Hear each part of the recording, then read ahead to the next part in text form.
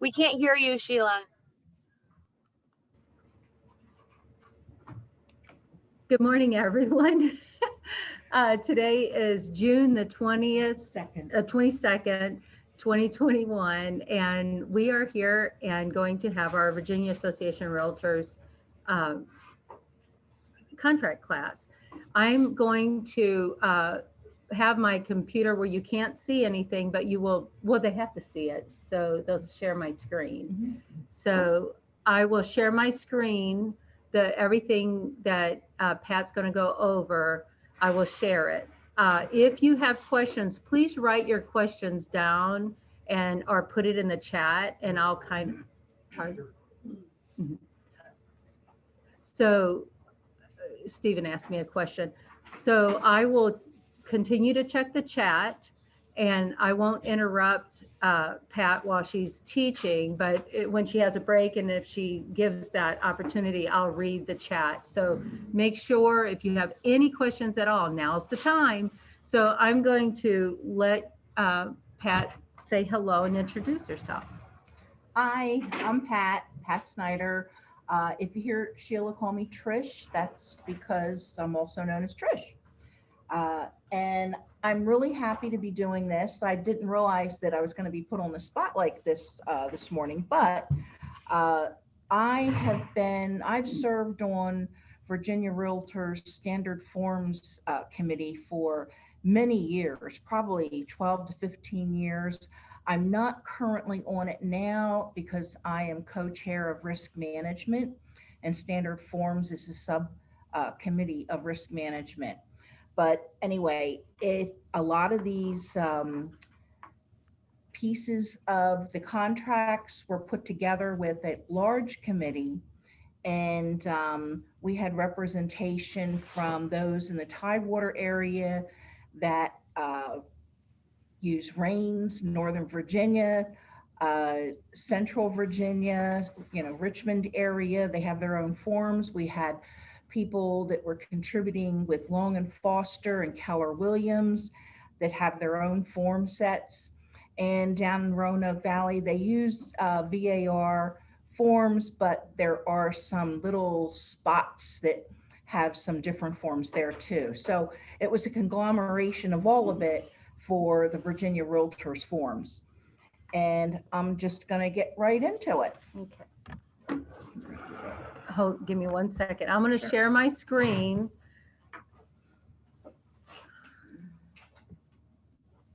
Give me 1 second here.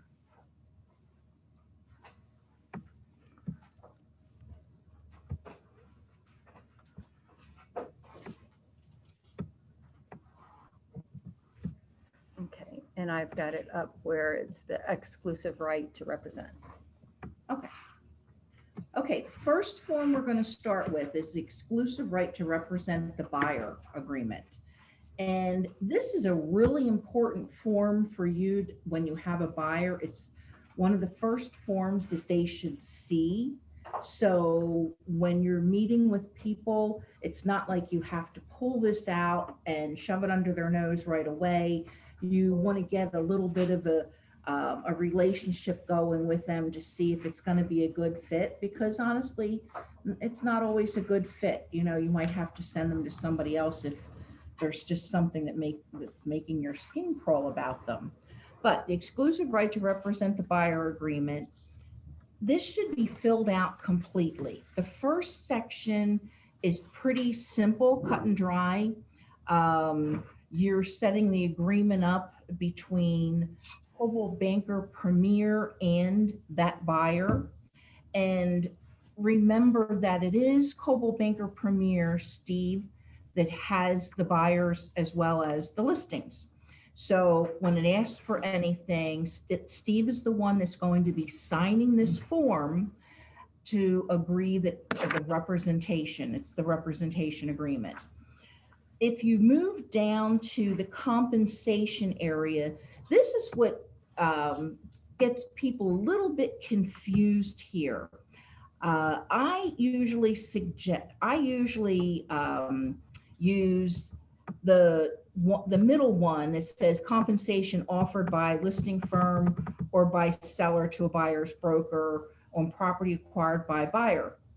But such compensation shall not be less than, and it is okay to put an amount in there. If you put in 3% or 4% or whatever the percentage is that you're putting in there, just remember that when you look at a listing and you're taking somebody to a listing, this is a contract between Steve, Coldwell Banker Premier, and this buyer. So if you've checked this box and the listing firm is offering, say, 2%, and you've put in there 4%, this does commit the buyer to the 4%, not necessarily the 2%, unless you put nothing in that next section. So that basically means that you're going to accept whatever the listing firm is offering.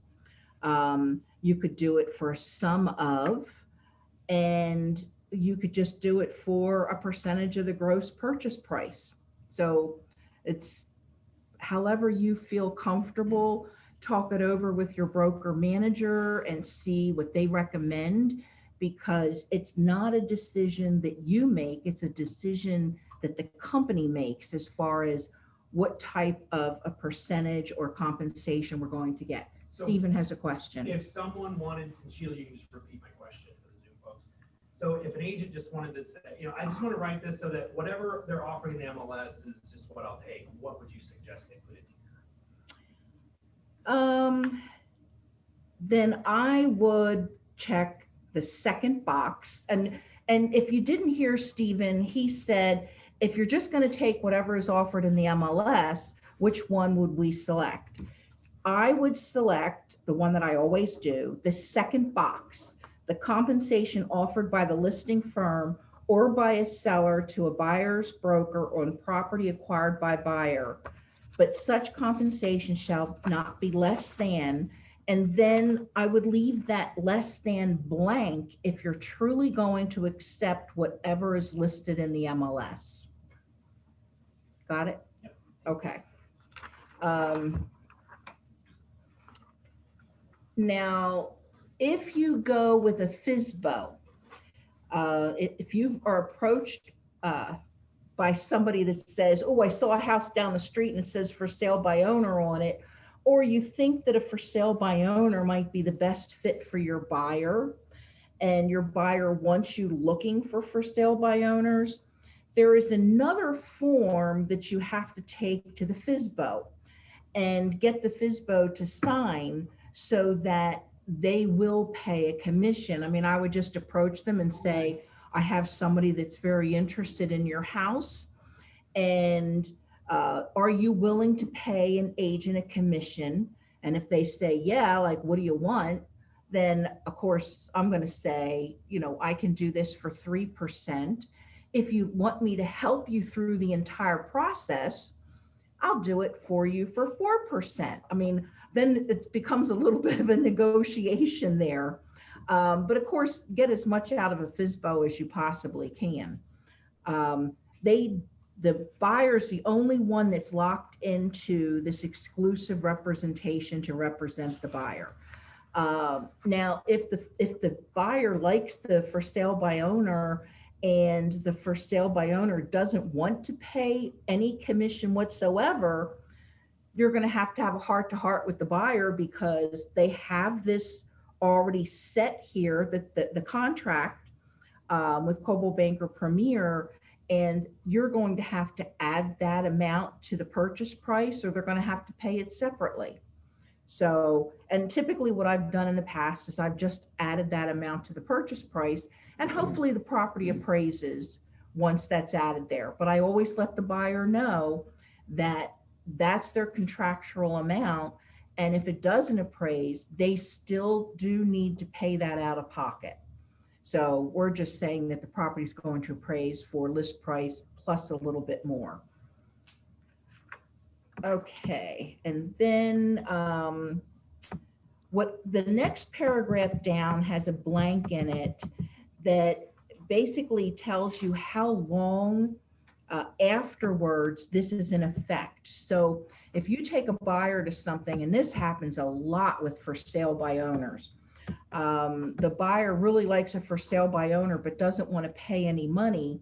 If you, and they know that their contract with you is expiring in 30 days, they may feel like it's not too long for them to wait 30 days so that they can get out of their exclusive right to represent the buyer agreement.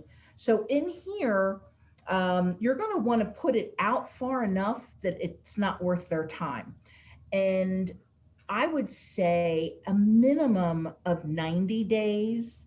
And lots of times I might put in 180 days. I know that seems like a long time, but it's telling them after the expiration of this agreement, whatever you have shown them, they are committed to owe you a commission on it.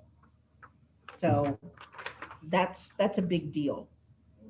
And if you have any questions about that, please, chat to Sheila and we can answer those at the end. And then the back is all straightforward for signatures, but just make sure that this goes to Steve for him to sign it. That's the most important thing there. Then the next form that I have in here is disclosure of brokerage relationship. And the first part of it explains who a licensee represents. And if it's a buyer and seller, that's a dual agency, and they would sign a separate form agreeing to that dual agency. And on that form, it is typically meant for the seller to sign first because it's their listing. So it's supposed to be done in the correct order, but as long as you get your buyer to sign this, that's really important. But a seller does not have to agree to a dual agency, neither does a buyer. So then that comes down to the designated agency. And designated is a great alternative for somebody that maybe the buyer's a first-time home buyer and they really don't know anything about the process and they truly need to have buyer representation.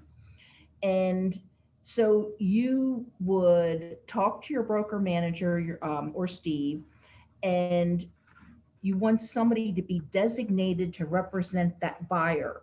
This is assuming that you're the listing agent, and you don't want to get rid of your, when you get a listing with somebody, you're basically committing to them that you're going to do your very best to get a property sold for them. So you don't want to get rid of your seller at the last minute and say, oh, by the way, I'm representing this buyer. You really can't do that anyway because you've already committed to representing the seller. So this buyer could go with another agent in the company, and that's what we would rather happen. We don't want them to go to an outside company. So the beauty of this is, America's great. You can get a referral fee within the company for referring them to another agent. And of course, your referral fee would, you'd probably make that decision based on how much time you've spent with that buyer. But anyway, this is a form for designated agency. And if our stuff is a flip over. The next page of this, you put down the property address, whether this is seller, buyer, landlord, tenant, and then you complete the information just as outlined here. The principal or supervising broker has assigned, and you're going to have the person that's representing the seller or the landlord on that line. And then the next line would be the principal or supervising broker is assigned, and that would be the person that's assigned to the buyer or the tenant. And I don't think that we do anything other than standard agency in the company. Is that correct, Stephen? Do we do independent contractor or limited service? Okay. In most cases, it's going to be, most cases, it's going to be standard agent. because that means that you're representing them completely. Limited service would be if it's like a menu of items. You're picking and choosing what you're going to be doing for somebody.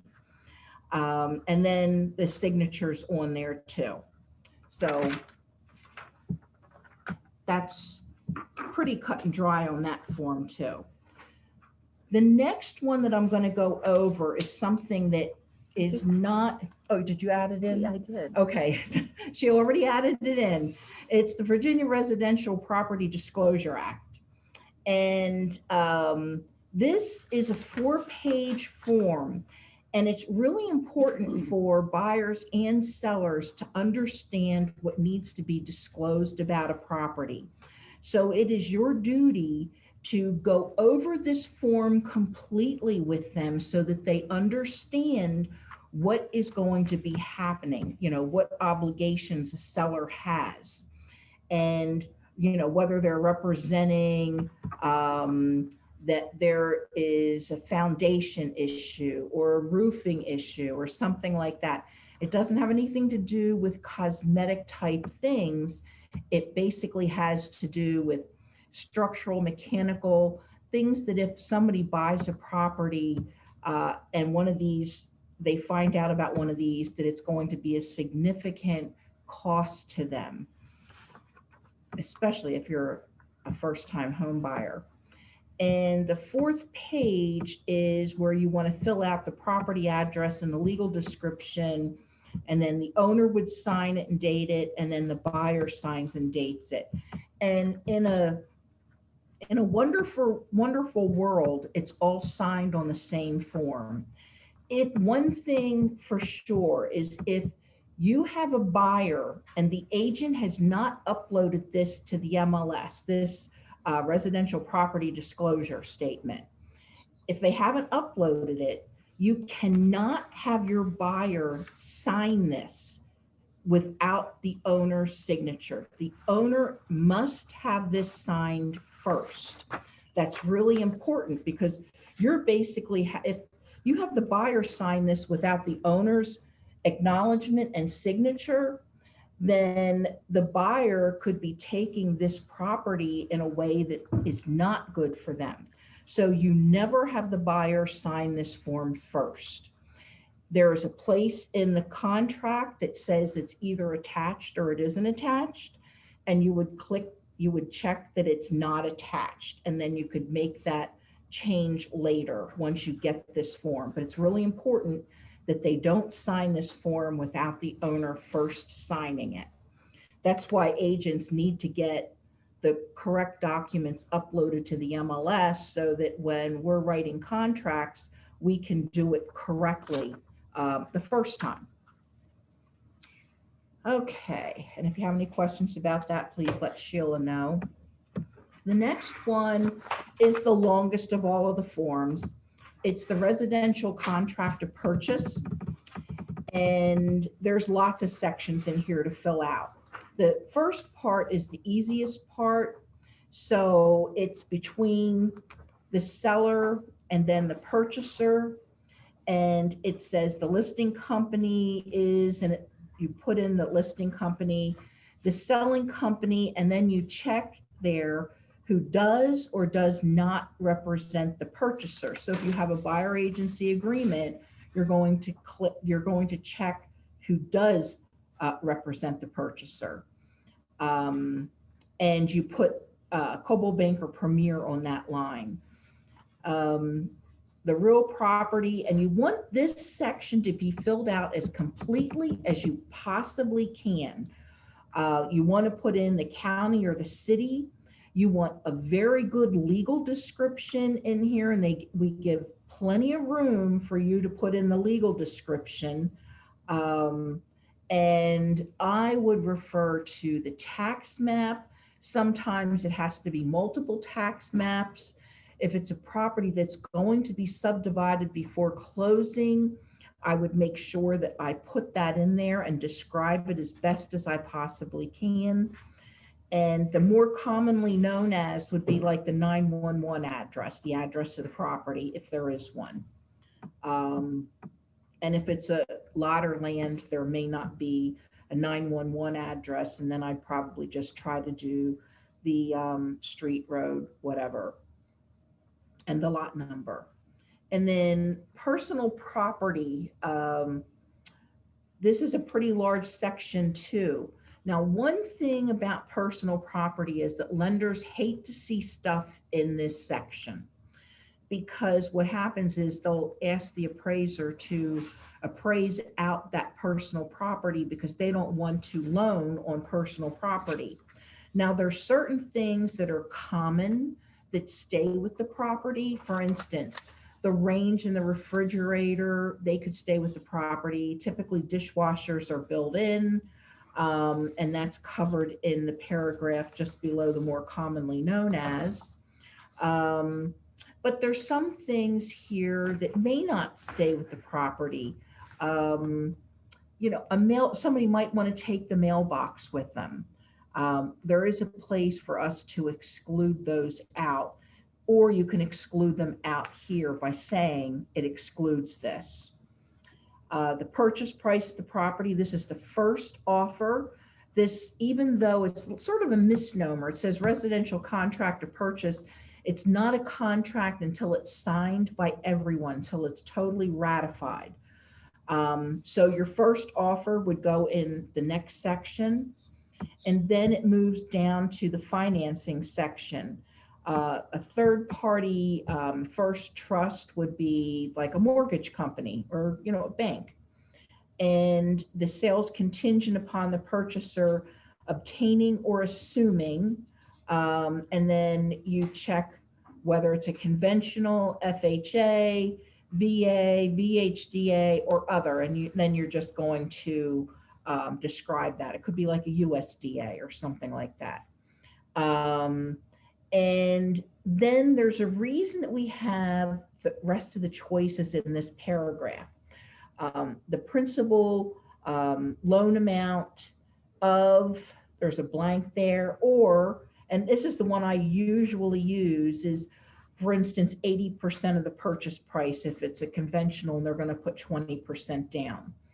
And an interest rate, fixed rate, not exceeding, and this is for fixed rate here only, not exceeding a certain percentage. If there's nothing in there, it's assumed that whatever the interest rate is at the time of closing, that's perfect. And this is another heart-to-heart with your buyer.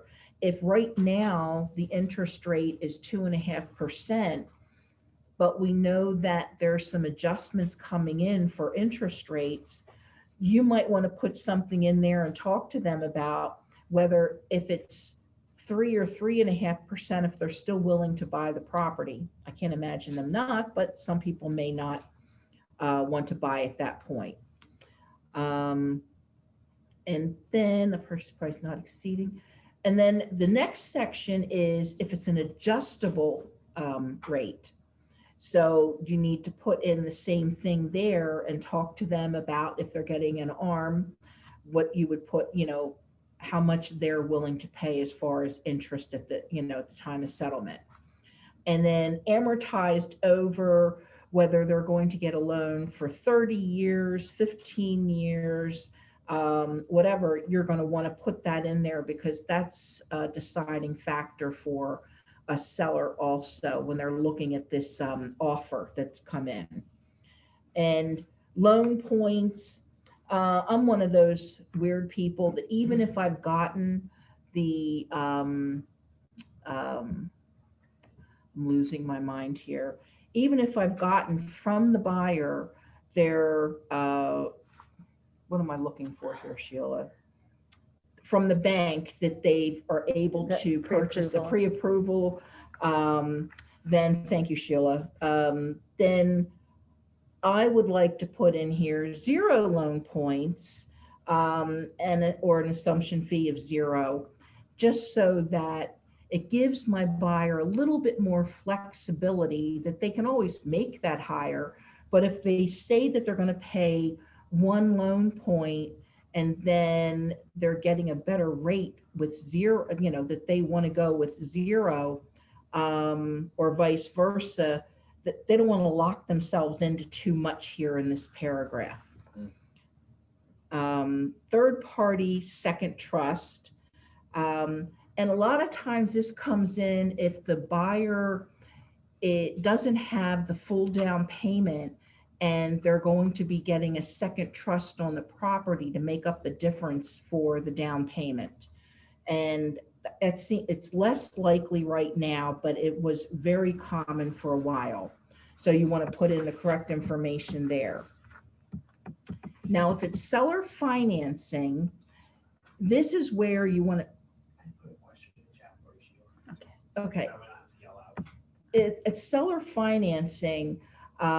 This is where you're going to put in similar terms as you saw in the third party financing, the total percentage of the purchase price, or a dollar amount,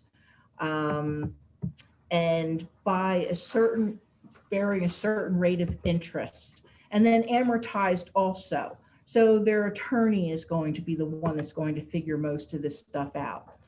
And then the next part of it is going to be about the note being secured by a deferred purchase money, first or second, deed or trust lien on the property, and then, or if there's a penalty, a prepaid penalty. Let's see here. And then there's plenty of space here for any other terms that you may want to put in there for the seller. And then the seller is supposed to be getting documentation from the buyer. So the next paragraph says how many business days following the execution of the contract that you're going to provide that information to the seller.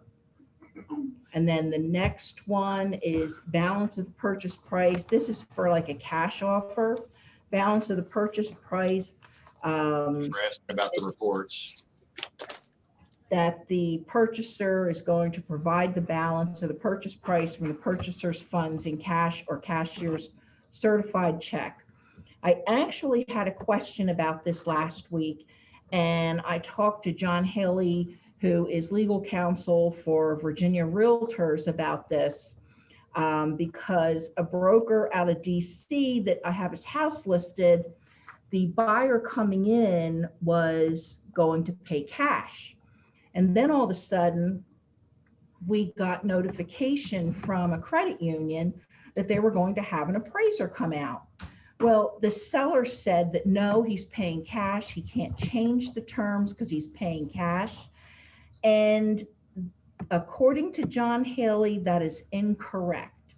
As long as he is using a lender, basically what this says in this section of financing, even though he's paying cash, it is a type of financing. He's self-financing the property.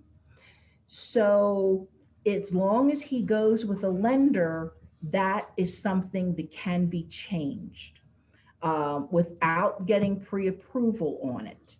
Now, if he just decided that he wanted to get an appraisal out of the blue, then that's totally different. The seller doesn't have to allow that. And then the last section is other financing terms. There's a lot of lines there. I'm not sure what other financing terms there could be that we don't already have covered. Can I read a Okay, chat? and there's a chat question. Yeah, I'm gonna go over some of the chats to just catch up.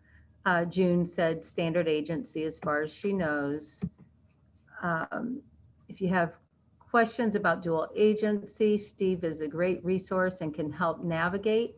As a company, we are usually fine with it. June, dual agency is tricky and should probably be avoided by new agents for sure. Stephen, again, check with Steve if you have any questions. It's not something to run away from. Technically, any in-house deal is dual agency of some level. That refers to the designated agency that Trish was speaking of. Clarify. So Stephen had this question too. He says, to clarify, if the buyer doesn't get the terms they want, back to the finance part, if the buyers do not get the terms they want, they can back out based on this clause, right? Yes, because it's financing. Okay, can we circle back to dual agency for the benefit of the newer agents now that Steve has jumped on for a brief moment? Steve, would you like to say something on dual agency? Yeah, so everybody gets kind of in a circle on this of whether, can I do it? Can I not? Is it legal? Is it not? Can I get in trouble with it? And I'm going to do the elementary version, and then I'm going to take any questions on it. So if you intend on doing something wrong and you lie and do bad things, you should not do dual agency. If you intend on doing things above board and fair, then dual agency should not be a problem. My analogy when I explain dual agency is pretty much this, and it works for the agents and for the public. I use a football analogy typically, and I say, okay, you either play for the blue team or you play for the red team. And if you decide to do dual agency, then you wear the stripes, so you're the referee. So I can't tell you how to call the plays, but I can make sure you pay fair.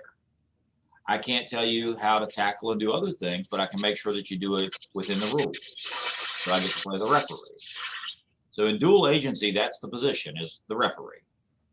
If you are a seller's agent or a buyer agent, you simply work for the blue team or the red team. And as long as you keep it kind of simple and clean like that, I think it's totally fine. We have a lot of it happen. Luckily in Virginia, you do have designated agency, but there's other states that we're licensed in that designated doesn't apply. So basically it's either dual agency or representative of a particular client. That's it. So I don't have an issue with. I do get some of my leadership that gets a little confused on how it works and asked. I've had, because of the different states, you know, they mix up the state legalese on this. But in Virginia, you basically have three options, right? I'm either working for my client, I'm either a designated agent and the broker is dual, or I'm a dual agent. And it does affect in teams also. So what questions do you guys have about that? Ooh. This is your time to fire hard at me on this one. I have a question. Okay. If you are doing if you come into a situation where you're doing dual agency, no matter which side you're on and what side you bring, I understand that you no longer can negotiate on both sides, but how much can you coach negotiation prior to or after dual agency is signed? How much does the referee coach the other teams? Okay. What if there's coaching that has already been done? Like, let's say if I'm talking to my listing agent or my listing person, my seller, and I've said, you know, when it comes to negotiating, we can look at it A, B, and C, and then we get a situation where dual agency comes into play. I've already coached them some. Is Absolutely. that a problem? And you should be doing that on both your parties, the buyer or the seller, right? So if you're talking to your purchasers in that situation, before they've found this property, hopefully you've discussed with them the best ways to do financing, the best way to write an offer for their situation. All that stuff should already be happening. It doesn't affect the dual agency. Okay. I mean, you should be, at the time you engage with that client at the listing or at the buyer agreement, working for that client's best interest, regardless. At the time you introduce them to a property that is one of yours or one of the companies, then you can take a different role. But you need to explain those up front too. Don't wait until that happens. When you take the listing agreement, talk about agency. Mr. and Ms. Seller, I'll be representing your property. If an agent from another firm brings an offer, this is how we'll try to do it. And this is what we can do. Also understand that if somebody from my company brings an offer, I'll be acting as a designated agent. Let me tell you how that works. And if I particularly have a client, I'm going to be working as a dual agent, and this is how that works. And you should do that before it ever happens, so that there's no and buyers and sellers both don't get confused on just picking a seller in a situation. Right. I always very much go through the description of the different types of agency with every single client, because I think it's that important. I guess where my apprehension is. Well, let me put it in perspective, Beth. I'll be it real simple. You guys are worried about getting in trouble. Okay. The one that gets in trouble is the one speaking. I'm it, right? I'm the broker. So whatever happens with you guys, I'm going to get sucked into this. This is not just you. It's just simply as, if you intend on doing things fraudulently, don't do dual agency. If you're not going to tell the truth, don't do dual agency. If you plan on playing fair and have disclosed to everybody, then there's no reason. And the analogy that I use is about the cleanest one I can ever come up with is, I play for the blue team, I play for the red team, or I am the coach, or I am the referee. I can't tell you how to make your plays. I can't tell you a plan or a strategy, but I can make sure that both of you have to play fairly and by the rules. Hey, Steve. Yes. In the chat, and Greg is in West Virginia, so if we can quickly go over this. So FSBOs, I'm going to read it. FSBOs is a dual agency form required in the event of a seller requesting a selection of the menu of services, as Pat referenced earlier with a question. So that is a true statement. So yeah. If I have contracted with a for sale by owner to give them any type of service, if, again, go to the football analogy, try to keep this simple. If I'm going to walk over to the huddle and give them a couple tips on how to do things or plays on how to play it, and then come back, right? And I've already have the other people, like I'm already representing the buyer in that situation. Now I have a dual agency situation. I was actually helping both at some point. So I have to come back and play ref. I can't stand in both teams' huddle and tell them how to play the game and what the other team is doing. I can only make it play fairly. I can't go to both sides and play them against each other. But you can coach them up to the point you become a rep. Until you become dual agency, you should be helping them. That's what they're paying you to do. You had better be. You have a duty, a fiduciary responsibility to help them. We have a live question here in the classroom. Chris? Hey, hi, good morning. Good morning, Steve. You guys speak loud. Everybody, good morning. Good morning, Steve. I had one occasion where I had a buyer, a listing, and then a buyer came to the picture, and I needed to marry them. And the way I did that was on Zoom and was transparent with what had happened from the beginning to where we were with that listing at that point. And is that something that we can, as agents, insist on, that we bring everybody together around the table, either in real reality or in virtually, so that everybody is transparent one time? So I will tell you, in residential deals, that typically doesn't work well. There are commercial deals and things like that that plays better, but typically doesn't work well. Residential deals are more emotional. And because they're more emotional, when you put people together, they get personal and emotional opinions involved in the transactional business. So putting them in a room and letting them negotiate is typically not the way we do it as agents, for that very reason, to be honest. That's why they have representatives. I would frown on that there's nothing wrong with it. Let me just say this. There's nothing illegal about it, as long as they're there, right? Especially if it's dual agency and you're there, there's nothing illegal. But I feel like you're going to have much more moving parts and much more issues to get it closed with that type of an agreement. So, and I'll take Melinda or Pat or anybody else that wants to comment on that one. But just to add on to that, is it an okay thing or advisable to have them at least be on a conference call initially to warm to each other as introductory? No, avoid all that. Look, if you're going to let them truly do that, And you're not gonna, because you lose the ability to referee at some point when you put them. It would be like having both teams getting in the same huddle together, in my analogy of red team and blue team. Okay. Right? I mean, they may say something in the huddle that the other team probably would or would not want to know, right? Uh-huh. Now, and there's no reason that it's illegal to do. It's not illegal to do it. I'm just telling you from an operational standpoint of actually trying to facilitate a deal. Typically in residential transactions, people become emotionally charged in that transaction because it's personal to them. And emotions does not make good transactional business typically. Mhm. Okay. I mean, we've done these for years and years and years and years across the company, and knock on wood, I've never had an issue with it. I have very good ethical people. It's the people that are unethical Right. that create these problems.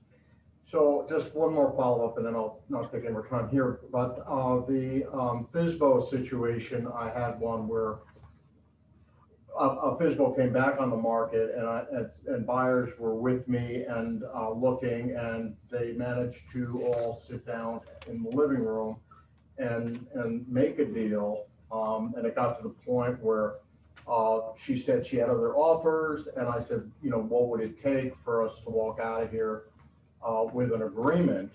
And that worked.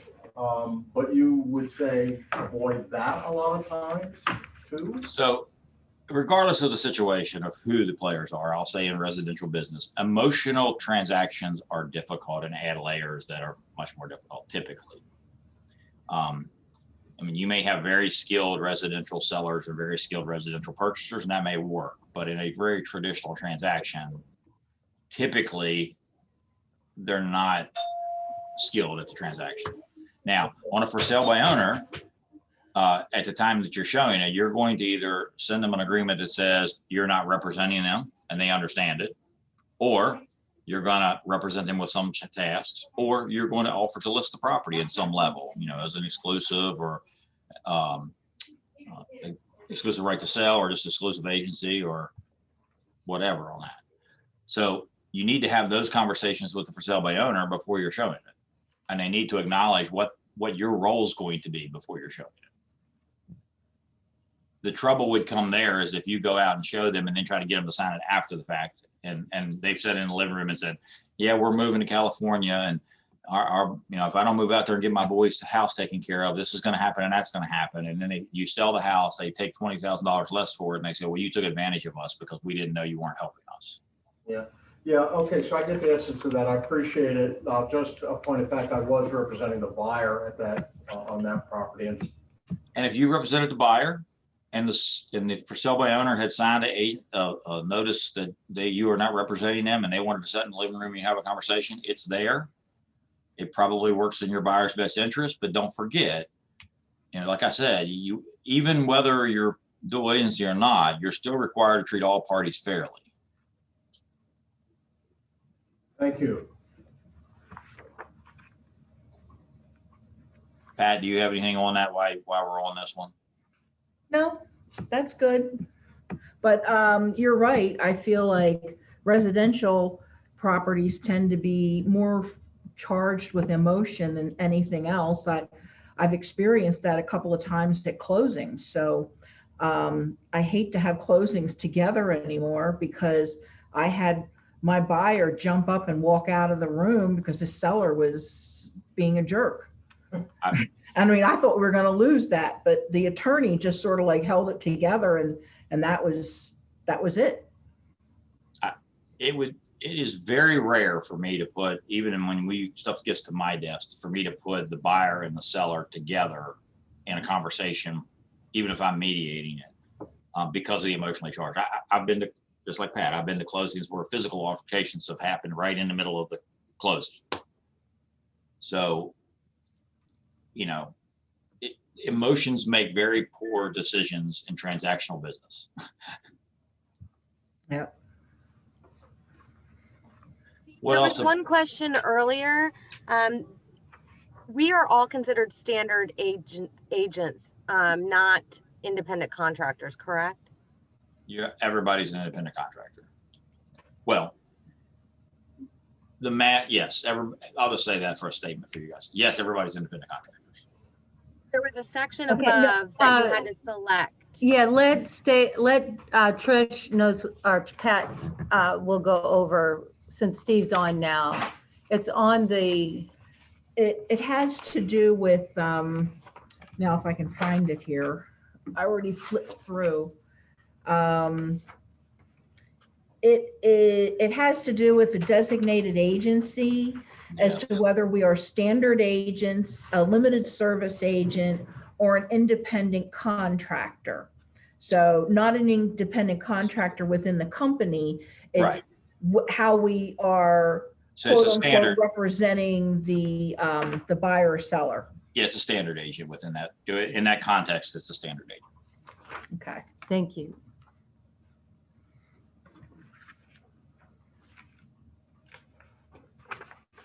Any more questions for Steve? This is fun stuff. The beauty of this is you have Pat, which is pretty much my all-knowing on the Virginia stuff, especially on the VAR stuff. So I don't think you could have anybody much better. Yeah, and I just want to make a disclaimer here for the agents that are not doing real estate in Virginia, that these are the Virginia Association of Realtors forms. And I don't know anything about Maryland, Pennsylvania, West Virginia, DC. I don't know anything about any of those other forms. I'm just here discussing the Virginia form. So I don't know how agency is done in other areas. Well, I may, but I'm not really commenting on that because I only do real estate in Virginia. Thank So you. that's my little disclaimer. Yeah, no, absolutely. And if you guys have transactions in other jurisdictions, they're not all the same. And there's some government laws and local laws and that are much different. So if you're having those problems, just reach out to me. I may not know every answer, but I'll certainly get the finger on the right one if that's the case. So. And the Virginia Association of Realtors contracts, another thing that I didn't mention at the top of this is that our contracts are not time is of the essence like Northern Virginia. We do not have time is of the essence. There are lots of differences between Northern Virginia contracts and the Virginia Association of Realtors contracts. I was not aware of some of these differences early on in my real estate career, and I got bit big time for not understanding. And one of those things has to do with the extent of personal property in the Northern Virginia contract, where they automatically assume that propane is not personal property and it conveys with the property, whereas in the Virginia Association of Realtors contracts, it is personal property and does not convey. I ended up paying $900 and some at closing because I missed that in the Northern Virginia contract. So there are such huge differences when it comes to that the crossover can be a little bit difficult. So if you're not familiar with the Virginia Association of Realtors contract, please, get in touch with Steve or me or Sheila or somebody so that you understand that. And, we can explain, the differences. Our contracts are on or about, and I've had other agents that, they were Northern Virginia agents that would start screaming the day before a supposed closing that it had to close that next day. And, as calmly as I could be, sitting down on a display at Kohl's, I'm explaining to this agent that's screaming at me that it's on or about. And if she needed to go through the contract with me, I'd be more than happy to do that with her. And on or about, if you talk to any attorney, is going to determine on what that attorney feels. It could be a couple of days, it could be a couple of weeks, it could be a couple of months. Right. So it just all depends on what it is. So let's talk about that for just a second, just for clarity, as a quick thing. Time is of the essence, basically in really elementary terms, means all the dates are hard and fast. Any date in the contract is true dates. So if it says it's got to close by this date, then it's that date. If it's got to have financing come in by a certain date, it's that date. Inspections, etc. The on or about is kind of what she said. She says it is kind of that date or about, which creates some flexibility in the contracts, and it's an interpretable amount of time, which creates some interest sometimes. So if you have something delayed 2 weeks or 2 months, that still could be within contract terms, depending on what in this particular situation, what the judge would agree to. Questions on that, guys? Hey, Steve. Yeah, Kevin. So can we just add time is of the essence to a VAR? One more time. Can we just write in time is of the essence? On a VAR contract? Yeah. So you need to do two things. You need to write where the settlement date is. I think it shows that the on or about. I believe that's where it's at in the contract. And then you can scratch that out. And then you would write in the additional comments, all dates, this contract is, shoot, got me off of my, yes, you would write time as the essence in the additional comments. Okay. Well, you have to be very careful there because there's other areas. It's just not one area.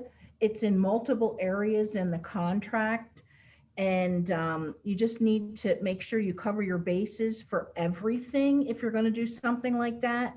And as on a side note, if somebody ever comes to you, you've used a VAR contract, and somebody wants to sue you for something that's in the VAR contract, VAR is going to stand behind their contracts and their forms 100%. If the terms have not been altered, like Kevin said. And right, and I'm just going to say that as soon as you start altering the contracts, it's not a VAR contract any longer. So you do want to be careful as to if you're going to make that change, that you know that you're taking it all on yourself. But you've got the weight of VAR behind you on anything that somebody could come up to and say, this is not acceptable, I'm going to sue you over this. Well, they have an incredible legal team, and they're going to stand behind it 100%. So Okay. There's two comments in here. I want to hit June's first. June says, make sure that you associate it to all dates, and she's right on that, or just a specific one. Really, if you're going to use time of the essence, quite frankly, you'd be better off to use the NVAR contract, and you just don't have any issues, Kevin. But it's not illegal to do it, but you're hearing all the things that happen when you start making alterations to the contract. Steve, can you see Tabitha? So I'm gonna answer it. I just started with the other one first because it was applicable to what we're talking about. thank you. And then Tabitha says, how long can we let it go without an extension, basically, if we're using on or about clause? So now I'm gonna put my broker's hat on for a minute here. So the answer is I would like you to have any date extended if you don't make the date, because I don't have to worry about the judge interpreting how many days it is. So if it's supposed to close on the 30th, I would love for you to have if it's not going to close to the 7th, I'd love you to have an addendum changing the date to the 7th, because then there's no gray area. That's my broker's hat. Now, enforceably, we still have an enforceable contract if that would happen. But now I have to, if somebody's decided they really wanted to challenge it, now I have to go through the process of the challenge to win. So preference is change the dates. Legal impact is time is, time of the essence. On or about is what's in there. And there is flexibility in that. And to some extent, that's some of the problem is that it isn't a hard, fast time. It's not 30+ days or 10+ days or 5+ days. It's on or about, whatever that means to whoever's interpreting it. And just like she said, I've seen contracts run more than 3 months with on or about and be enforced. And as a side note, when this comes into play, typically is if one person wants to get out of the contract. The seller has an offer that's for more than what the buyer is under contract for, or the buyer's still looking at houses and they found something that they like better. And then they're looking for any loophole that they can possibly find to get out of the contract. So then the courts have to decide that if they're going to use the on or about date. That's correct.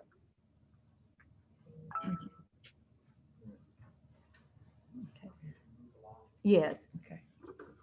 Yeah, for time's sake, if anybody else has more questions or anything, if you'll please put them in the chat, and I know Steve's watching them too, and then because we have a number of things to go over. So. Thanks, Okay. guys. I'm gonna mute myself. If you need me, just ping me here and I'll try to jump in. Okay. In the contract on page 2, or the offer, because it's not ratified yet, under deposit, you're going to put in the amount of the deposit, and then you have to check off whether it's going to be cash, check, other. Some attorneys are asking for EMDs since we're not using it within, we're not collecting them within our company and holding them in escrow. We're asking them to go to other companies. So an attorney, some of the local attorneys are asking them to be wired to their account. So that would be other. And it says has paid or will pay. So we can't really check the has paid because they're paying it to the attorney or the title company. So it's a will pay. And within so many days of the extended deposit date after this is executed by all parties. So they're calling that the extended deposit date. So once everything is ratified, the number of days that the person has to get it to the company is going to be put into that space. I usually put 7 days, but that's because the largest percentage of my buyers are out of town. They're out of the area, so they have to mail everything. Or in the case of attorneys, they're going to be wiring the funds. And then I do have another form in here that we'll go over at the end, but that's for us to acknowledge that the EMD has been received. And then as soon as I know who they're using as closing agent, I send that off to them for them to complete. Sometimes I get them back quickly, and sometimes I have to remind them a couple times. And then the next section where there's the blank, if no date is filled in that's section B, if purchaser does not obtain commitment, then it's going to assume that the date is set forth in paragraph 9 of the contract, and 9 is the settlement date. So you might want to have a date in there. Agents don't like to see that blank, like on the other end, not on our end. Then if we skip down, the next area to check is going to be something that the lender wants to know if the purchaser is going to be living in the house full time, or if they're going to be if they're not occupying it as a full-time residence. So whether it's a vacation home or investment property, that's an important thing for the lender to know. Our next blank is going to be on page 4 of 10, settlement possession. You're going to put in there where the settlement is going to be made at, and you may or may not know that right away. You might have to put in to be determined, but it has to be determined pretty quickly because we need to get our escrow, our earnest money deposits to that title or attorney, title officer attorney. on or about. Now, see, this is the thing where we're on or about, and a date there for the settlement. And honestly, the title companies and the attorneys, when they see that, they think of it as a set date, even though it's an on or about. They'll let us know right away if they can't make that date. Under expenses, prorations, and rollback taxes in Virginia, they tend to be for properties in excess of 5 acres.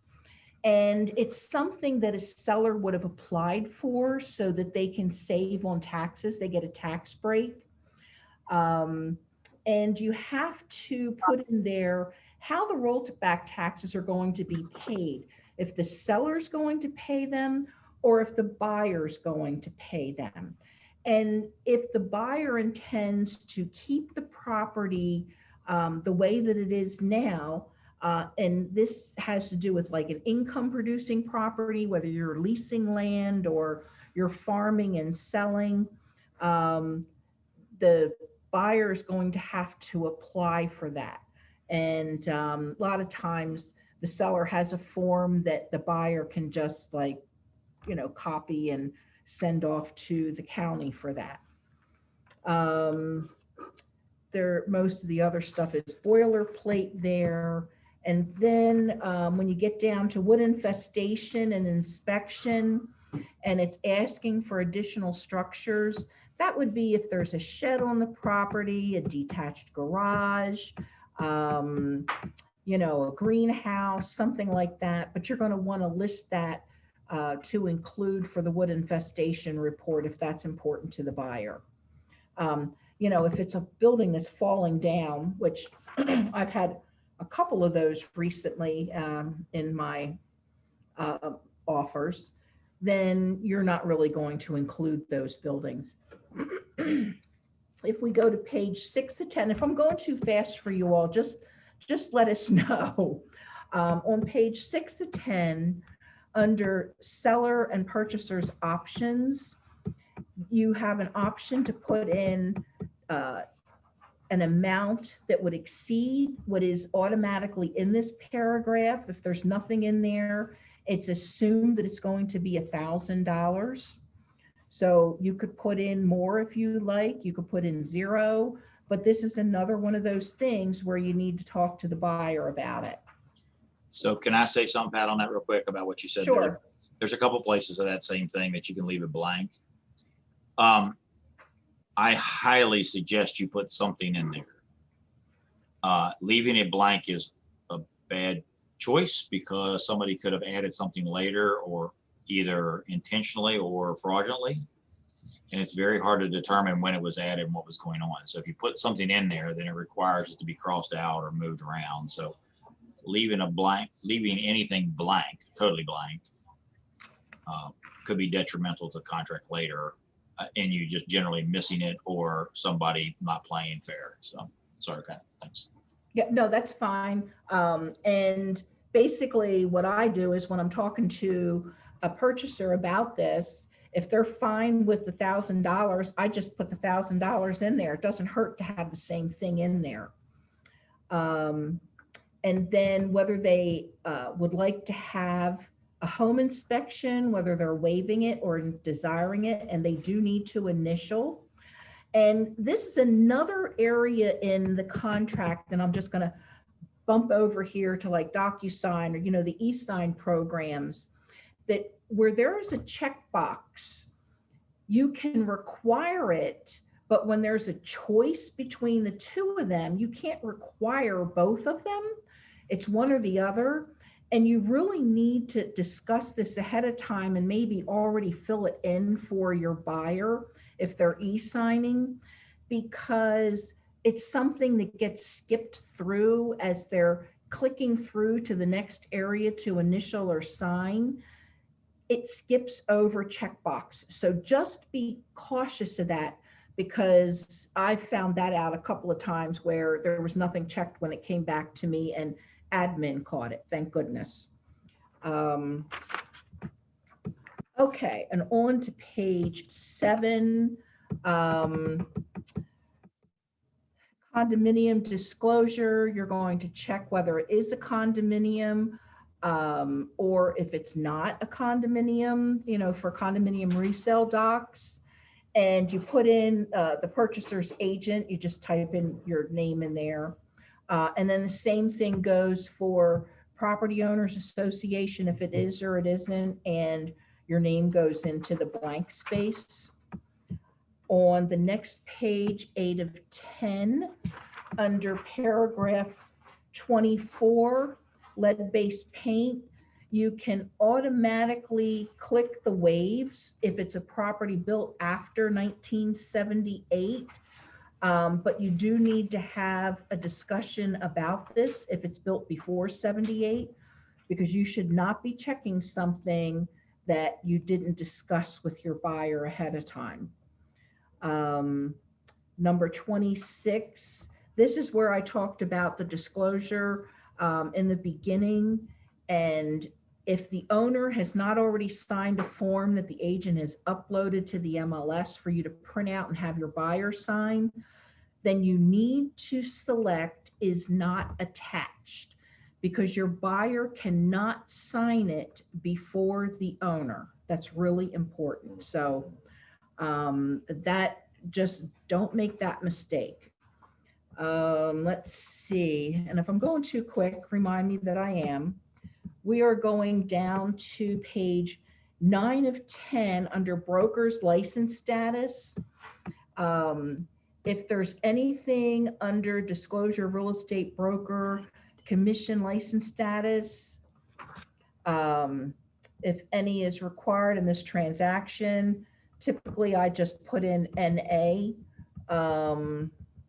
because I don't know of anything. And if there's any other terms that hasn't been included in this offer, this is where you're going to want to put them.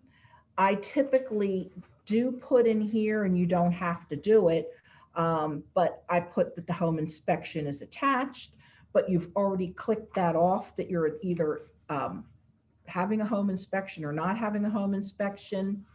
If there is an addendum to the contract, means that you're adding something to the contract. Maybe you don't have enough space in the other terms. I'll put addendum 1 of 1 or 1 of 2, whatever here is here, and then attach the addendum. And there is a difference between an addendum and an amendment. An addendum means you're adding to an offer. An amendment means you have a ratified contract and you are making a change. You're amending the contract. Now, when it comes right down to it, I've had this discussion with Laura Farley. She's a general counsel at VAR. And she said, these are the most commonly misused forms of all forms. Some places don't even have an amendment, and they call everything an addendum. NVAR does not have amendments. They call everything an addendum. So just to let you know, but there is a difference between the two. And then on the last page, page 10 of 10, you really need to fill in all this information. It makes my skin crawl when I get an offer from another agent and they put in the selling company's name, and that's the only thing that's in the information section on page 10 of 10. Did I miss acceptance? Oh, I'm sorry. On page 9 of 10, I missed the acceptance section, that you would have until a certain time and date to accept this. And then there's an area for electronic signatures. I apologize. Sheila pointed out to me that I skipped past that totally. So does honor about apply to that clause as well? For acceptance, no. Why is that? Because it has a firm date that you're putting in there, and it doesn't say, it says until the time on a certain date. So it's honor about, but it always says honor about in the contract. Yes. Okay. Right. That was a good question. Thank you, Stephen. And then typically we can't we don't have the receipt of deposit signed, but we do need to get that signed as soon as we know that the EMD has been received. I'm sorry, Chris? Yeah, on electronic signatures, I've been told to not put anything there, for the agent to sign it, and Grace reached out to me yesterday to have Steve sign it, initial it. So is that what we're doing? What? No, this is the electronic signatures on page 9 of 10 has to do with the parties of the contract. Only the seller and purchaser are parties to this contract. Steve signs stuff, but he is not a party to the contract. So this is meant for, one section is for the seller, one section is for the buyer. Okay, so it was just on the buyer's exclusive right to represent buyer. Yes, I got it. Right. yes. The I was gonna contract is say- a bilateral agreement. No, Yeah. Does somebody have a question? Oh, No, I was just Here- gonna clarify with Chris that was for a buyer agency agreement, I believe, not a contract. yes, that's right. Thank you. Sherry said she couldn't hear Stephen's question. What was his question? The honor about. Oh, the owner about in that I'm section. sorry, Sherry, what Stephen was asking was on the acceptance date on page 9 of 10, he said, why isn't that an on or about?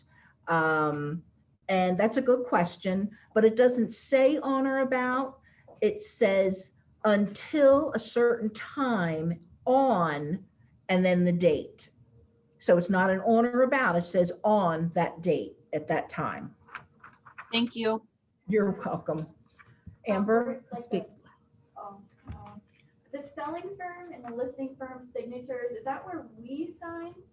Or does Steve need to sign like whatever side we're on? Like, The agent can sign that. okay. Amber asked on page 10 of 10, there's an area there for the selling firm signature and the listing firm signature. If the agents can sign that. And Sheila said, yes, the agents can sign it. And of course, I'm the person that's anal about contracts.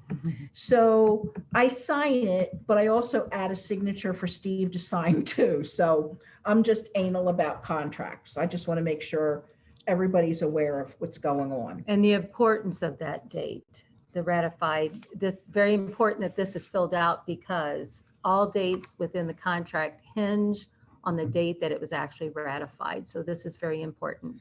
Right, and you need to have that date in there. That's above where the signatures are, so that needs to be put in there. And honestly, if we would forget it, I'm sure the agents on the other side are going to say that that needs to be taken care of because they do watch that too. The home inspection contingency addendum. This form is meant for when somebody's going to have a home inspection. I'm sorry, what? Who signs? Grace asked a question, who signs the receipt of deposit acknowledgement on page 9? This receipt of deposit acknowledgement is supposed to be signed by the agent because they would be the ones that would get it. The only time I sign that is once I receive back the acknowledgement from the closing agent that they've gotten it. And then when they send that back to me, then I sign and date that. So sometimes that takes a little bit of time because I'm waiting for someone else to do something. And Steve said that is correct. Okay. The home inspection contingency addendum. So you're adding this on the contract dated such and such, and typically they're both the same date, between the purchaser and the seller, and saying that the contract is contingent until a blank days after ratification. So it depends on how quickly you're seeing home inspectors being able to get out to a property to do a home inspection. And that's the date, that's not the date, that's the number of days after the ratification that you're going to put in there. In our area, boy, it could take them 3 weeks to get out because we're so busy, even though we have no properties to sell. That doesn't even make sense to me. But negotiation period, in the event of A1 above, the parties shall have, again, X number of days after purchaser's delivery of removal. So it's the negotiation period. And however many days you think it's going to take to be able to negotiate it, maybe it's 3 days, maybe it's 5 days, but you need to be able to get a punch list together for the seller within that period of time and get it to them. Purchaser's election, if at the end of the negotiation period, purchaser has the option to terminate the contract by delivering notice to seller, again, X number of days following the end of the negotiation period. I mean, they could do it right away, but otherwise, the contingency shall be removed and the contract will remain in full force and effect. So I would give that, maybe 3 days or 5 days. It's the purchaser's going to decide based on what the seller comes back with as a response as to whether they want to continue or not. Hopefully they do. And earnest money deposit on page 2 of 2, that the deposit shall be returned to either the purchaser or the seller. And that's, again, another choice. And then make sure you get signatures on that page. And then, God forbid that anybody has to use the home inspection removal, a contingency addendum that means that they're not going to follow through. But this here is an area where you need to be very specific as to what you're asking the seller to do. So you're basic, as a purchaser's agent, you're saying that you can refer to the home inspection report, but try to be very specific. I hate to see somebody come in, and boy, I've seen brokers even send it in our area that just says, fix window. Well, that doesn't give the seller enough information to fix a window because there's usually more than one window in a house. So you want to be very specific with what you're asking there and reference back the home inspection and include a copy of the home inspection report with this so that the seller can go through. And usually that's really great ammunition because, well, there are some purchasers that want everything done, but they're not buying a new home. They're buying a, hopefully slightly used home. But the seller will see everything that came out of that home inspection and that the purchaser has gone through and made selections of what they want done. So just make sure that you're very specific as to what you're asking the seller to do and sign. Now, there's a notice of termination contract here. I'd hate for anybody to have to use this, but you can give notice that you're terminating the contract. We have changed our release of contract purchase to include terminating the contract. So previously you had to terminate the contract and then you had to submit a release which had to do with the EMD. Now we've included them all together, so I'm not really sure why you would just want to terminate without having without this release form. But basically you're putting in the information about the contract, the date of it, where it's located, where the property is located, and then it goes through saying the seller and purchaser wish to terminate entirely. the seller and purchaser mutually terminate, and that they're releasing full discharge and discharging each other from any and all claims to the property or demands, damages. And the entire deposit made by purchaser shall be held by, held by the escrow agent under the contract shall be dispersed to, and then you have choices. X number of dollars to the purchaser, X number of dollars to the seller, or to other people. Now, because maybe it's mutually decided, but you've negotiated this out and the EMD is not going back totally to the purchaser. So that's why we've added in a line. You can divide it between the purchaser and the seller, or you can designate it to go to someone else. So we've tried to cover as many of our bases with this as we possibly can. Any questions about that? Okay. And I have a question. okay. If on the home inspection contingency addendum, you had checked that paragraph that says it's to be returned to either the purchaser or the buyer, that's number, I think letter D on the home inspection. If you had checked that, let's say to return to the buyer, the EMD, due to home inspection, I guess, and you want to terminate the contract, can you change it on the release and say the seller is to get it? Or you have to follow what the home inspection says? No, you can change it because this is actually a negotiation form. And it doesn't have to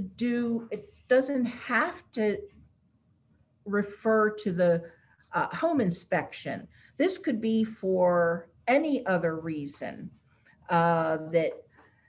for instance, maybe the purchaser didn't get their financing.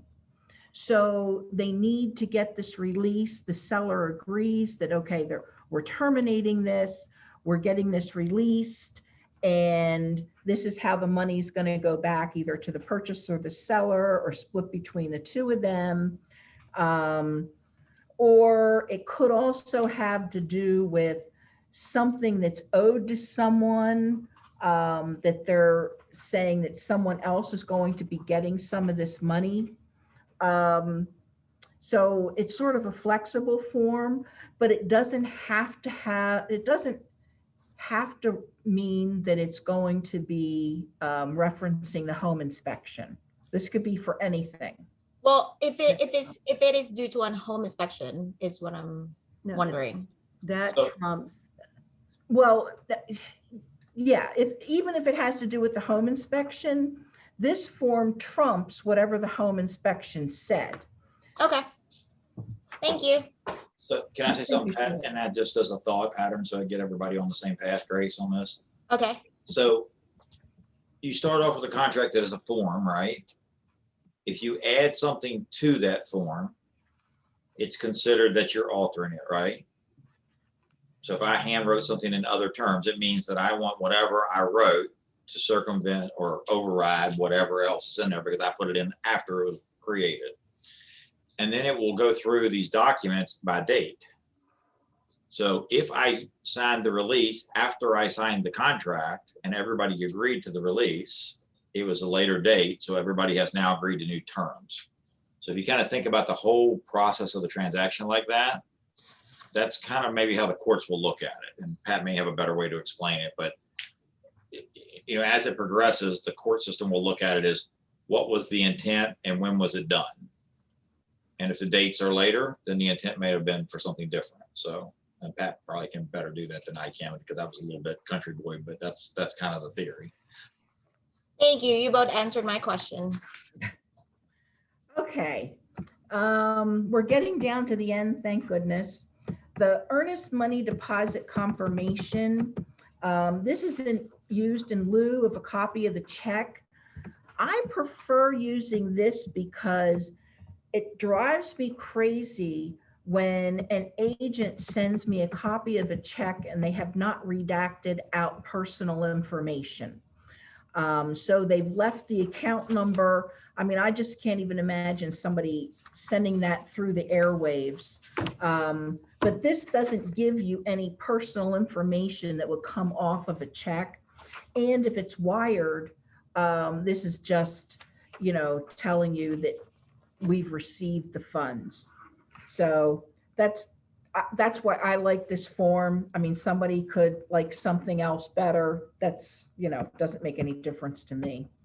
But just as long as we can get something for admin, because I know that I've been the culprit multiple times of not having something that they've had to let me know that I needed to provide another form for them, which actually, I love you guys because it really keeps me on my toes, somebody watching out for stuff that needs to happen. And then the only other things are the addendum and the amendment, and you can use those how you want to use them. I know how VAR has set them out to be meant to be used, but multiple offer disclosure and notification. This form is important that you receive an offer on a property as a listing agent, and everything's all well and good. And then another offer comes in. What you need to do when a second offer or subsequent offers come in is disclose that there are other offers on the property. So basically, all this is doing is telling you who that the offer came in for such and such property, and they've received multiple offers for the property, and they're giving notice that the owner has received those offers, and any counter offer previously submitted by the owner. So if they've countered a purchaser that hasn't accepted, they're withdrawing that offer. And all offers to be considered by owner must be received by the owner's authorized representative no later than whatever time on, it's not an on or about, on a date. And any previously submitted offer that is scheduled to expire prior to this date should be resubmitted, or the other offer extended via an addendum or written equivalent. Owner shall review all offers received and may negotiate any offer at owner's discretion. So this is a pretty handy form to have, and it is good to give people notice that there's more than one offer on a property. And of course, that has to be done with the consent of the owner. And then there's another form that VAR has. Steve likes that form too. And it's called Pre-Occupancy Pre-Settlement Inspection Report.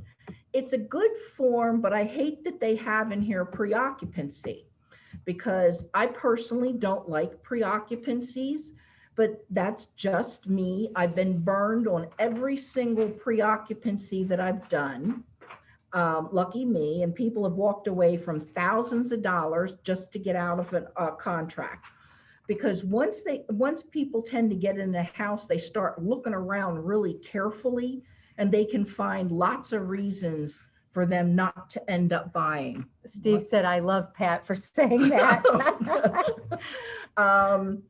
But anyway, you fill out the top normally, and the agent you as an agent would go through and check what conveys.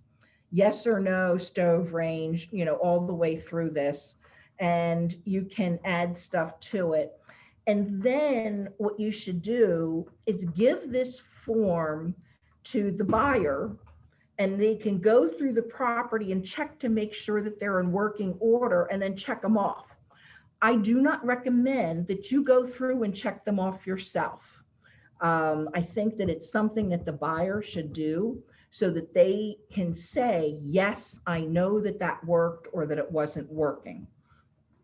And I used to carry around in my purse and I lost it. I probably left it at a house, or, one of my buyers accidentally kept it.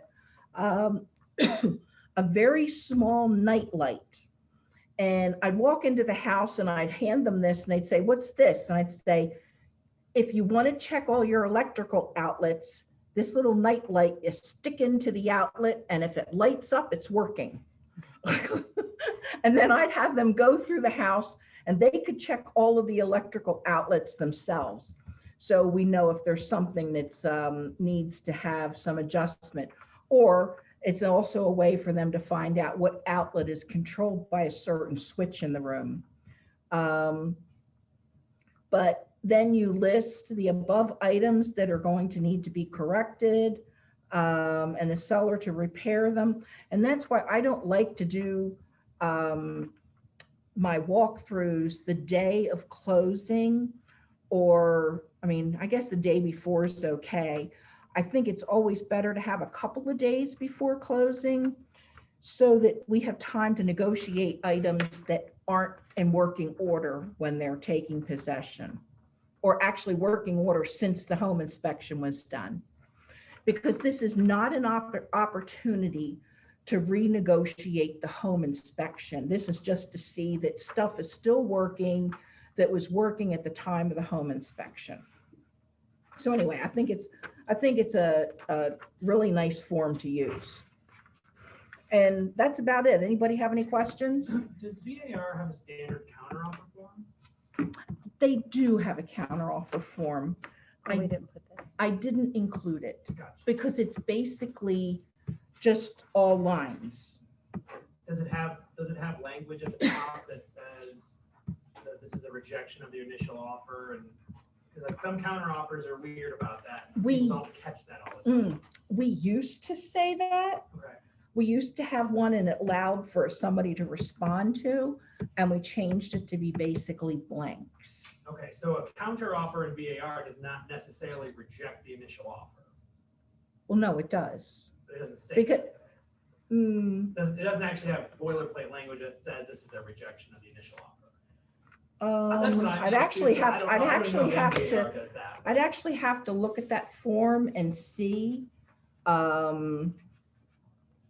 I would think that it does say that, because when you counter, you are rejecting. Right. So But not, I've heard issues recently where people didn't get that. Like it was, oh, well, the counter, well, that means they rejected your initial offer. So if you don't like the counter, you can just leave.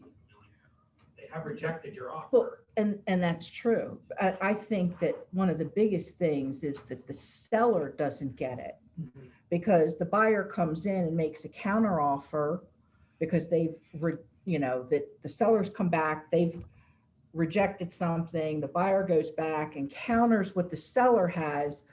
And then the seller says, "No, I'm not going to do that." And the buyer says, "Okay, well, goodbye." And the seller goes, "Oh, no, wait a minute. I'm going to go back to this other." No, it's all been rejected. It's no more. There is one thing, if we could talk about the disclosure part. And I want to say, Stacy said, "Trish, this was absolutely amazing. Thank you for doing this for everyone." Yes.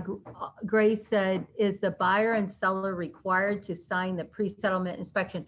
I want to say something about, I have something on the screen, so everybody that's looking on the screen. So VAR has the pre-settlement inspection.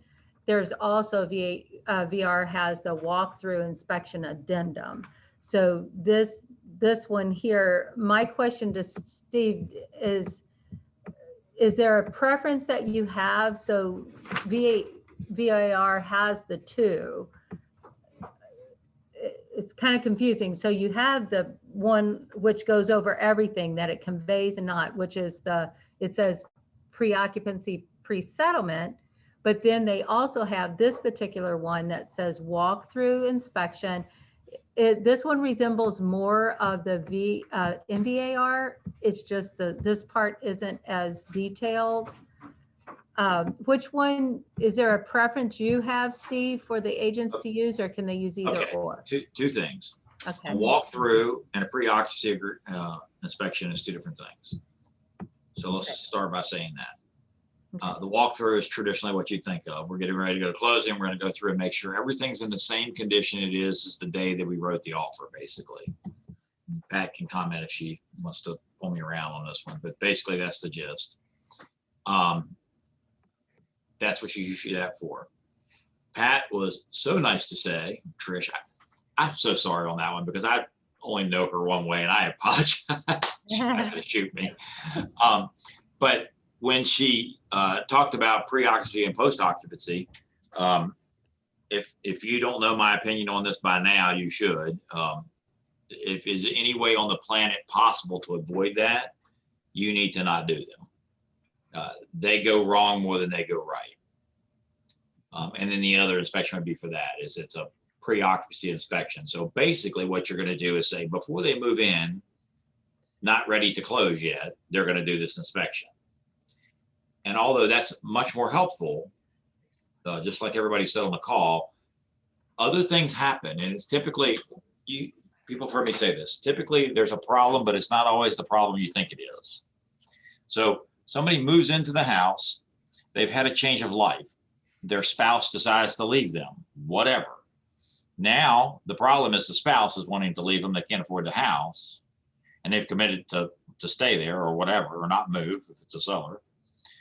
And they find some reason to get out of the contract based on what's going on with the house. So the furnace doesn't work correctly, so we want out of the contract. That's not really the reason they want out. They want out because their spouse is leaving them. But they're using all these other things to do it. So I can't even tell you enough. Pre-occupancy and post-occupancy, huge not a fan. If you're going to do those, please have a conversation with me. I might be able to help you out with different ways to do it. But the two differences is the walkthrough is traditionally when you're going to do a closing. You're going to do the walkthrough and say, yes, this property is in the same condition as the day I looked and wrote the offer on it as it is now. And then the pre-occupancy inspection is just that. Before I move in to the house as a close, is, before we're getting ready to set a future date for closing, we're trying to establish some line in the sand of what the property is. So you all can comment on that how you want, but. And there is a new form that VAR has that is called a walkthrough form. And it's from January of 2021. It's walkthrough inspection addendum for purchase. And there are areas to select on there. They don't have quite as many. And they, this is another one that I would say that the purchaser needs to check off the boxes saying that they have inspected these. It's not something that the agent should do for them. And it makes my blood run cold when an agent says, oh, I'm going to run and do a walkthrough. It's like, oh, I didn't know that people were in town. Oh, they're not. I'm doing it for them. It's like, oh, my goodness sakes. There's so many things that can go wrong with that. I really don't feel like an agent should do a walkthrough for their buyer. But that's me. I'm just like, these little liability things start popping up in my mind. And more so when I had my own company, but even now I feel like I need to protect Steve. So it's like, no, this is not something that as a company we should be doing walkthroughs for our buyers. Exactly.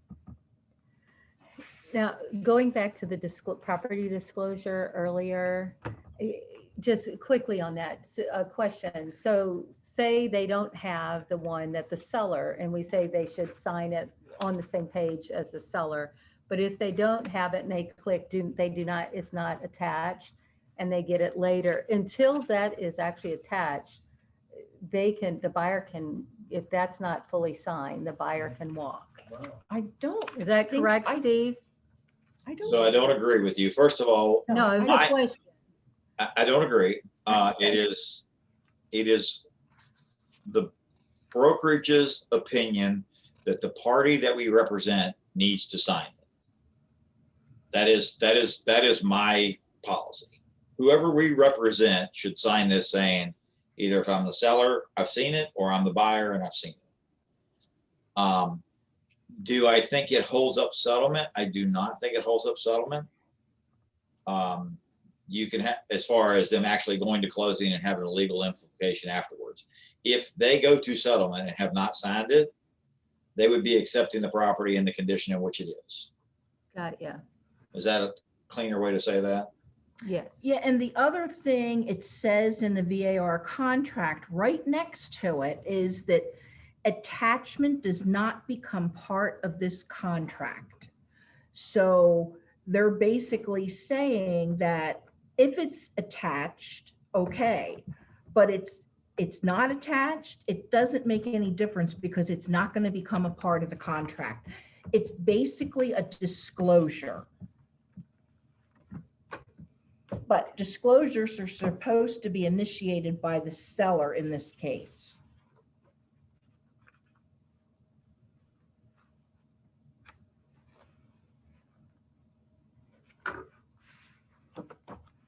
If there's no more questions, Does anybody have any other questions, either in the chat or you want to, let me, Just one. Chris This has year, one. At what point is this dealt with? Where does it go? When's the beginning of this slide? well, see, since I was only going over, Chris is asking a question Let about me the see. brokerage disbursement I think I put it form. in there. It's a Cobalt Banker form, and I didn't put it in my stuff just because Sheila put it in hers, but I didn't put it in mine because it wasn't a VAR form. So, yeah, I mean, I've had brokerages refuse to sign this form. So it doesn't affect the contract. Okay. This is kind of a housekeeping document for the brokerages to make sure we understand, and for the settlement company to make sure they understand how to disperse the funds. I will tell you that with some of the creative companies out there, you know, this is probably a great housekeeping thing. You will get, and admins can come back to this and say, you know, we get situations where the commissions come in wrong on the settlement, say on the closing disclosure that's not correct, and it's because we didn't have one of these or somebody didn't fill it out correctly or whatever. So this is a housekeeping document. Or if they're working in is this correct, Steve? If they're working outside of their MLS and they're not part of that MLS, to get this also to cover them so they do get paid. Yeah, I mean, or you could be working with a non-MLS member. I mean, you don't have much of that around our area, but it does happen. So. Well, down here in our area, we're getting a little bit more. We're getting people coming in from Central Virginia with their forms, and we're not part of that MLS. But I love this form because it's all out there. But I did have a company out of Rappahannock County that refused to sign this form. I said, "Are you going to give this to your broker to sign?" They said, "Absolutely not." And it's on a large piece of acreage that, you know, it's over $1 million. And it just sort of scared me that they absolutely refused to sign the form. I said it wasn't for them to sign, it's for the broker to sign. That's right. I mean, the main thing here in real elementary terms is the party in which we're representing. There is some type of co-broke agreement in what the compensation is, and we're just trying to get disclosure to give to the settlement firm what they should be paying us. Some other firms get very concerned that we're going to know what they're making on their side, and that's where the rub comes. So I don't kind of care what they're making per se. I'm more worried to make sure that we know what we're making on this, and that we tell the settlement company correctly, so that, you know, there's not a mishap when the check comes in or whatever. I know that accounting and Grace and, well, even Tabitha in the situation starts to pull their hair out when all that stuff's wrong, because it's a major event getting it all redone. So it's just a housekeeping item.